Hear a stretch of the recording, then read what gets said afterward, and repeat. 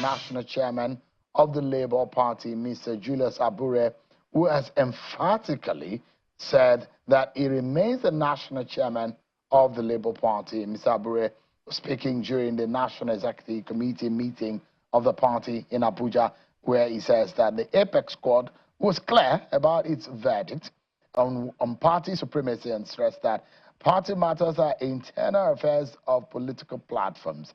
It says the party also won its presidential candidate in the 2023 election, Mr. Peter Obi and Governor Alex Otti, against organizing stakeholders meeting and usurping the powers of the NEC.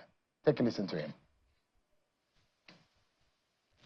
It is, however, regrettable that certain actors, most notably Senator Nanadi Usman, who ironically is not a member of our party, and Delitu Nwo Kocha, have chosen to misrepresent the ruling, deliberately misleading the public and attempting to manufacture confusion through a purported caretaker committee.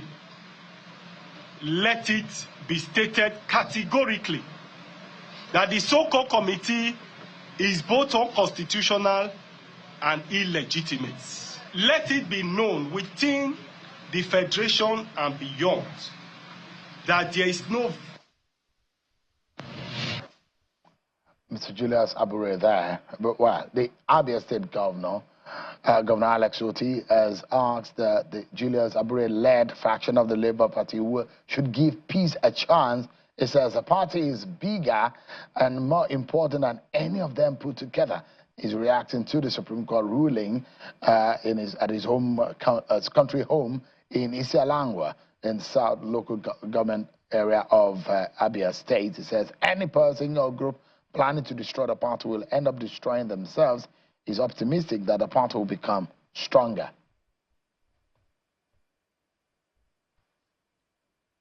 I was watching and I saw some people making some claims about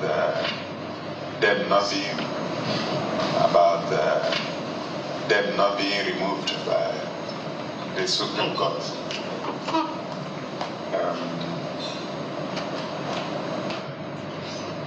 But I don't want to ignore them.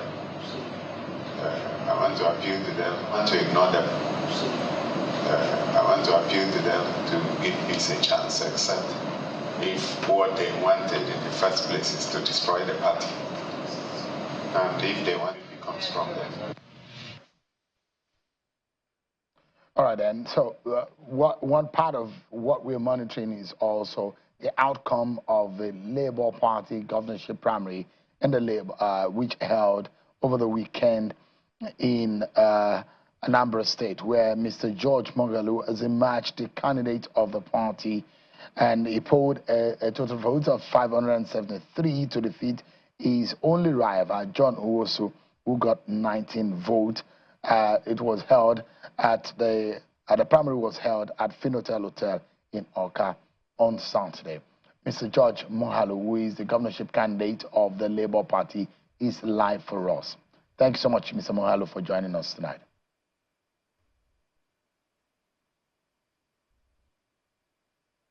Mr. Moghalu, if you can hear me, congratulations might be in order, but how does this come to you? It does look like a race way predetermined, considering the number that you of the votes you garnered. You defeated your opponent squarely and very neatly. The figures say so. But how does this come to you, though? Thank you, Shehu, for having me. To God alone be all the glory. I worked very hard for it. I consulted widely. I reached out to many people. I tried as much as possible to convince the party faithfuls. With respect to my competence, my ability to live up to expectation, and I was able to convince them, and it manifested at the voting point. So I would rather say that it is the will of God, coupled with the fact that I earned the confidence of the people and they trusted me. It does look like your your permutations were very right. You left the APC as one of the founding leaders of the party, and you went into, in fact, you had one of the pioneer roles in the party, but you left, you abandoned, you jumped ship, and you went to Labour Party. It looked to me like someone had promised you that ticket, and you saw the future, and you moved and you got a ticket. That looked like a perfect way to be able to clinch a ticket, isn't it? No, not really, Shehu. You know, if you recall, the last time I came to the studio, you asked this particular question: what informed your decision? And I tried to explain to you that in every political contestation, two issues are very critical. One is the person, two is the platform. For the person, it's for me to make the decision. For the platform, I had to do quite a lot of consultation because it involves my supporters, it involves politicians, it involves people who have one role or the other to play for us to be able to actualize our ambition. So like I did say, after all this wide consultation, we were encouraged to join Labour. That is the only platform we can use at that point in time to actualize. So it wasn't because it wasn't because you are afraid of so it wasn't because you were afraid of the likes of Mr. Nicholas Ukachukwu, who people have said if you had tried to run on the platform of the APC, it probably would have beaten you silly. That who? If I had joined what? That I mean, you know, in all of the permutation and the post-primary analysis that people were having, there are those who think that it was smart of you to have gone to the Labour Party, because if you had attempted to run or to seek the ticket of the APC with the likes of Nicholas Ukachukwu, that it would have beaten you silly. That is a very wrong assumption. Because, okay, what is the guarantee that if I had remained in APC that he would have even joined in the first instance? An opportunity has been provided for everybody to test his popularity and his capability and his capacity. He is on another platform, I'm on another platform, so I wouldn't want to get to the point of starting to discuss other politicians rather than myself. I am not bothered about the impression one or two persons may have with regards to his capacity or his ability. Moghalu, I can only talk about myself. Is your ticket threatened? Are you in trouble?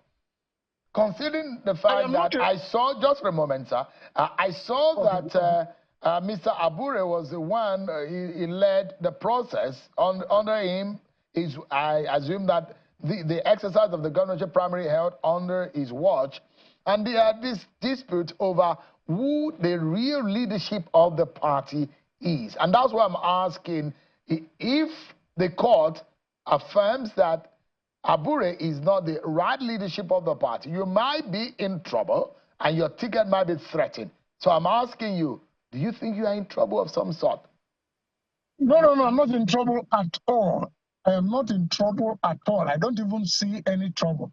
The truth is that we are now awaiting the process was started, primaries were duly conducted, INEC was represented, police was represented, security agencies were all there, and everything came out, the delegates came, everything was conducted in a very smooth atmosphere, and everybody was orderly, and people conducted themselves properly.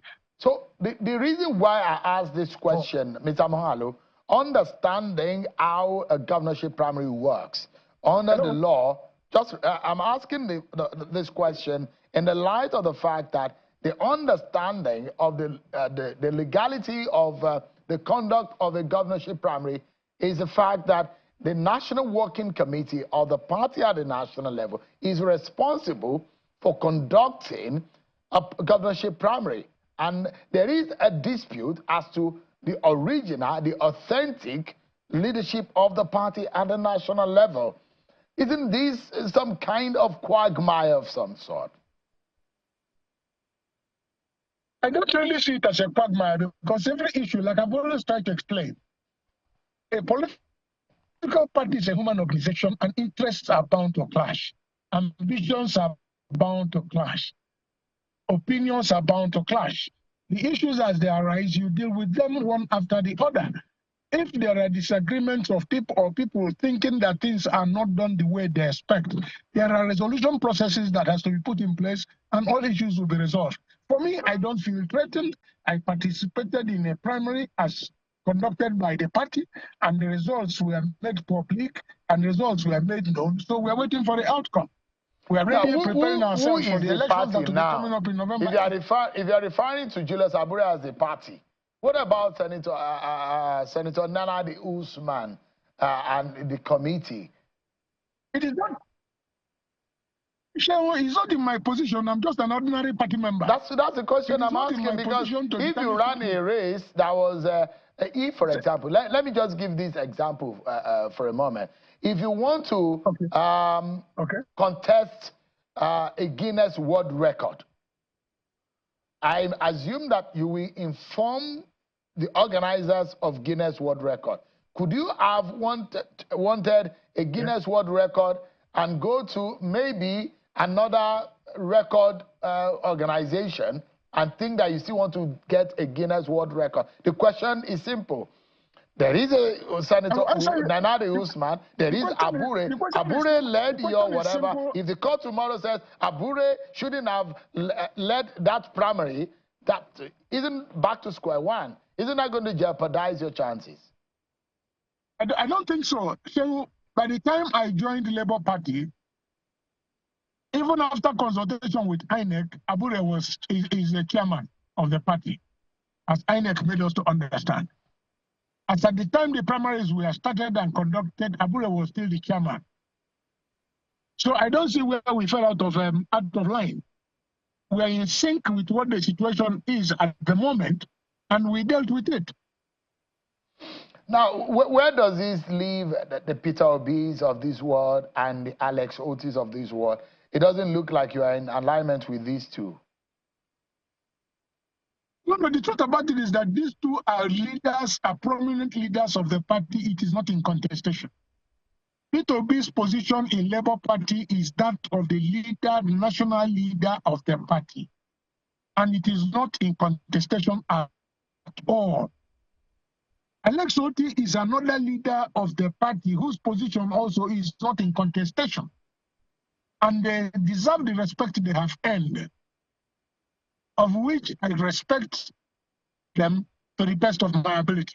So their positions are not in contest at all. But are you in alignment with them? Oh, yes. Okay. All right. Please, Ms. George Moghalu, as much as you have the opportunity, let's have a conversation physically as time permits you and at a convenience in the studio physically. I guess that it's going to be more beneficial for the people of Anambra State to know what you have as your agenda and who really George Moghalu is, whether you're fit to be the governor of the state. Thank you so much indeed for your time tonight. Thank you so very much, Cheryl. Thank you very much.